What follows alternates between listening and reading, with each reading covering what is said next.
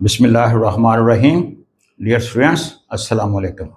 Today we are doing solved examples, chapter number 3. तो आज के लेक्चर में ये solved example 3.1 to 3.3 करेंगे। ये एग्जाम्पल्स बुक के ऊपर सॉल्व तो की गई हैं, लेकिन समझना भी तो है ना कि ये कैसे सॉल्व की गई हैं। So let us start. Example number 1, an electric fan rotating at 3 revolutions पर सेकेंड। एक इलेक्ट्रिक फैन 3 revolutions पर सेकेंड के लिहाज से रोटेट कर रहा है। इस स्विच ऑफ, इसको बंद कर दिया गया है। It comes to rest in 18 second. 18 second के बाद ये रेस्ट में आ जाता है, खड़ा हो जाता है। Assuming deceleration to be uniform. Deceleration means negative acceleration, तो इसमें यूनिफॉर्म नेगेटिव एक्सेलरेशन है। फाइंड इट्स वैल्यू, तो आपने ये डेसेलरेशन फाइंड करना है। हाउ मैनी रेवोल्यूशंस, दूसरी बात जो फाइंड करनी है, how many revolutions did it turn before coming to rest. साकन होने से पहले पहले ये कितने चक्कर मुकम्मल कर लेगा। सो लेट्स सी कि क्या चीज गिवन है। First of all this is omega आई।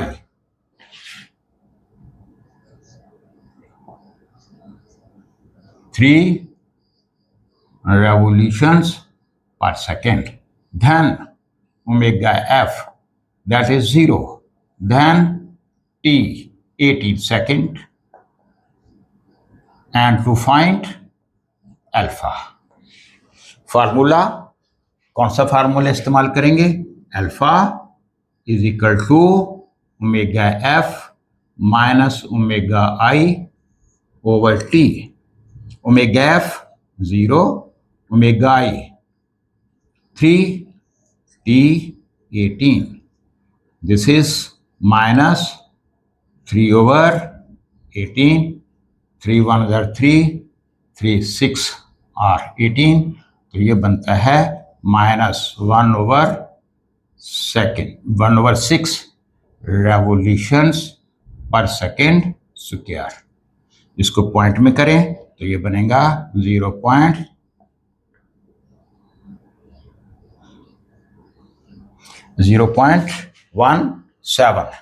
या 167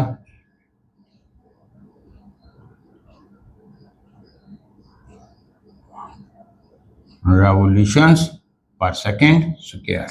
This is the negative acceleration. Second thing, साकन होने से पहले पहले कितने चक्कर मुकम्मल कर लेगा? That is theta.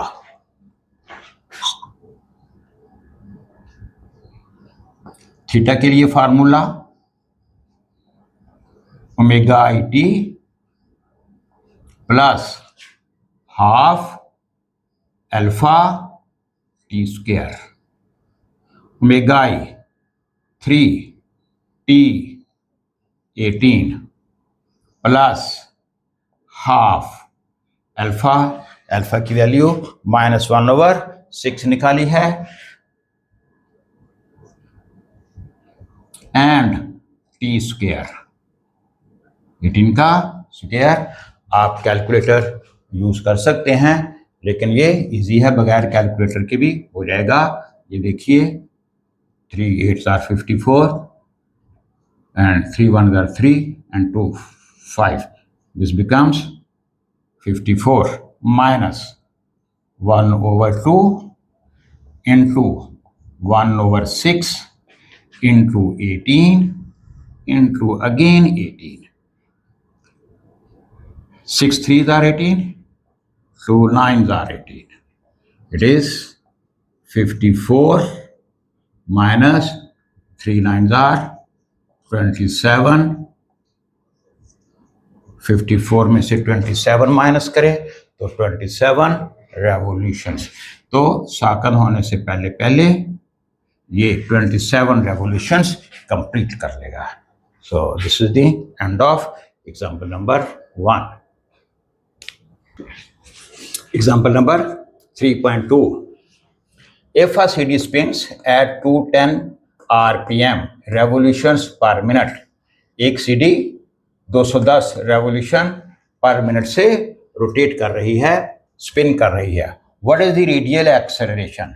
Radial acceleration मालूम करना है of a point on the outer rim of the CD के आउटर रिम के ऊपर एक पॉइंट का आपने रेडियल एक्सेलरेशन यानी सेंट्रीपिटल एक्सेलरेशन फाइंड करना है।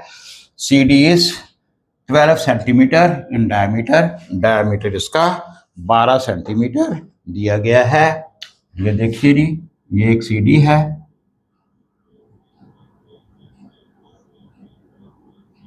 जिसका डायमीटर 12 सेंटीमीटर है और इसके ऊपर लेट यही पॉइंट है। आपने इसका रेडियल एक्सेलरेशन यानी सेंटीमीटर एक्सेलरेशन फाइंड करना है। तो गिवन हमें ये है, इसकी फ्रीक्वेंसी 210 रेवोल्यूशंस पर मिनट।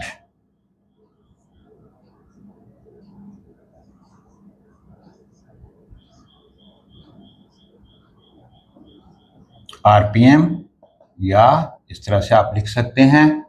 और दूसरे इसका डायमीटर दिया गया है, दैट इज 12 सेंटीमीटर और आपने इसका रेडियल एक्सेलरेशन फाइंड करना है। फर्स्ट ऑफ ऑल ये रेवोल्यूशंस पर मिनट के इसके रेवोल्यूशंस पर सेकंड बनाने पड़ेंगे।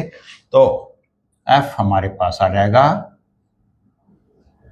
210/60, ये रेवोल्यूशंस पर सेकंड बनेंगे and this will B 3.5 revolutions per second.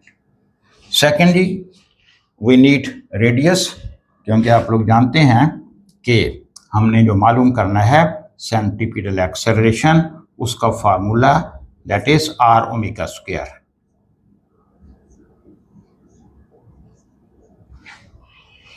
तो ओमेगा हम यहां से लेंगे और आर हम डायमीटर से लेंगे। तो R that is d/2, 12/2 6 centimetre, इसके मीटर बनाएं। एसआई सिस्टम में जाने के लिए तो ये 0.06 मीटर बनेंगे ये 100 के ऊपर डिवाइड करने से। और omega is equal to 2πf, 2π into f 3.5।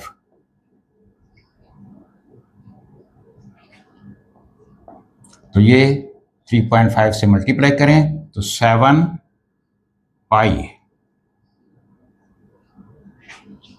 Radian पर सेकेंड स्क्वायर, रेडियन पर सेकेंड, सॉरी 7π रेडियन पर सेकेंड बनेंगे। अब हम इसका रेडियल एक्सेलरेशन फाइंड करेंगे आर ओमेगा स्क्वायर से।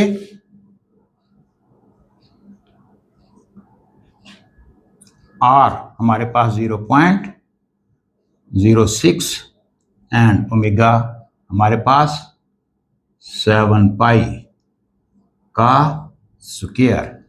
इसको कैलकुलेटर से सॉल्व करें। 0.06 इंटू 7π का square means 7π again 7π means 3.14 again 3.14। तो ये 28.9 रेवोल्यूशंस, सॉरी 28.9 मीटर पर सेकंड स्क्वायर आएगा। तो हम इसे राउंड करके 29 मीटर पर सेकंड स्क्वायर लिख लेंगे। सो this is the example number 3.2। Now example number 3.3। A bar is tied to the end of a string is swung in a vertical circle of radius r under the action of gravity। एक बाल जो है एक string के साथ उसको बांधा गया है और इस तरह से वर्टिकल साइकिल में उसे घुमाया गया है। What will be the tension in the string when the ball is at point A, ये डायग्राम उन्होंने बना के दी हुई है। जब ये बॉल इस पॉइंट पर है तो स्ट्रिंग के अंदर कितनी टेंशन होगी। यहां पर देखिए इसका वजन नीचे की तरफ एक्ट करेगा, सेंटर की तरफ, W is equal to mg, और जो टेंशन इन दी स्ट्रिंग है वो भी नीचे की तरफ ही एक्ट करेगी। तो गोया W और T दोनों सेम डायरेक्शन में एक्ट कर रहे हैं, लिहाजा जो रिजल्टेंट फोर्स इसके ऊपर नीचे की तरफ होगी दैट विल बी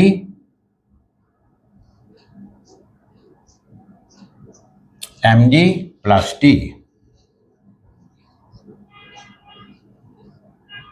और यही रिजल्टेंट फोर्स जो है इसे सेंटीमीटर फोर्स दे रही है, mv स्क्वायर ओवर r। तो दोनों को इक्वेट करें, so this will be mg plus t is equal to mv square over r, and t will be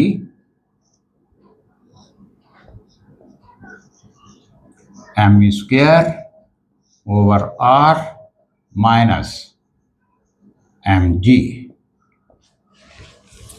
दोनों को आपने बराबर कर दिया है। यही जो नेट फोर्स है toward centre, this is the in fact centimetre force. इन दोनों में से m को कॉमन निकाल लीजिए, अंदर हमारे पास v square over r minus g रह जाएगी जी। So this is the tension in the string, और अगर ये v स्क्वायर ओवर r और g आपस में बराबर हो जाते हैं, यानी v square over r minus g is equal to 0, that is v square over r is equal to g हो जाता है। तो ऐसी सूरत में स्ट्रिंग के अंदर कोई टेंशन मौजूद नहीं होगी। सो this is the example number 3.3, और इसके साथ ही ये आज का लेक्चर हमारा ख़त्म होता है। बाकी दो एग्जांपल्स इंशाल्लाह नेक्स्ट वीडियो के अंदर हम समझेंगे। खुदा हाफिज़।